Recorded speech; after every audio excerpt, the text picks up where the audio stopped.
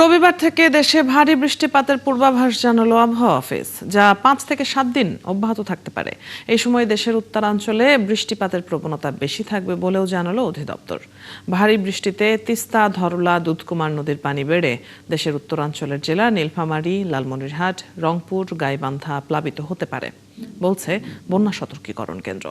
শারমিন নিরার প্রতিবেদন।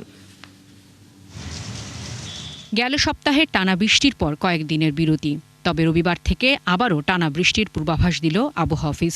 শুধু তাই নয়, এই সময় দেশের উত্তরাঞ্চলে বৃষ্টির তীব্রতা বেশি থাকবে, যা অন্তত 5 থেকে 7 দিন অব্যাহত থাকতে পারে পূর্বাভাস আবহাওয়া অফিসের। রবিবারের পর থেকে সারা দেশে বৃষ্টিপাতের অঞ্চল বেড়ে যাবে বা বৃষ্টিপাতের তীব্রতা এবং অঞ্চল সবকিছু বেড়ে যাবে, তবে উত্তরাঞ্চলে বৃষ্টিপাতের আধিক্যটা বেশি থাকবে।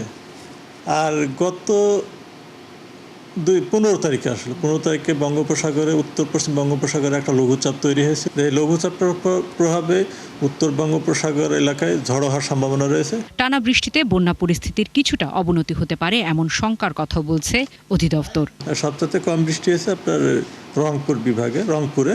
শুধু তাই নয়, বন্যা সতর্কীকরণ কেন্দ্র মনে করছে ভারী বৃষ্টিতে তিস্তা, ধরলা ও দুধকুমার নদীর পানি বেড়ে নীলফামারী, লালমনিরহাট, রংপুর, গাইবান্ধা জেলার কিছু অংশ প্লাবিত হতে পারে। সেসব জায়গায় আমরা একটা বন্যা সতর্কতা রেখেছি এবং তিস্তা নদীর নদীর সংলগ্ন নিম্নাঞ্চল যেগুলো রয়েছে সেগুলো হয়তো প্লাবিত হয়ে আগামী 3 দিনের মধ্যে একটা স্বল্পমেয়াদী বন্যা পরিস্থিতির আশঙ্কা হতে পারে। বর্তমানে সিলেট ও সুনামগঞ্জের 2 অংশে নদীর পানি বিপদসীমার উপর দিয়ে বইছে, তবে পার্বত্য অঞ্চলের বন্যা পরিস্থিতি উন্নতির দিকে বলছেন এই কর্মকর্তা। পানি হ্রাস পাচ্ছে এবং আগামী কিছুদিনের মধ্যে আমরা সেখানে ভারী বৃষ্টিপাতের সম্ভাবনা দেখছি না। শারমিন নিরা, 71, ঢাকা।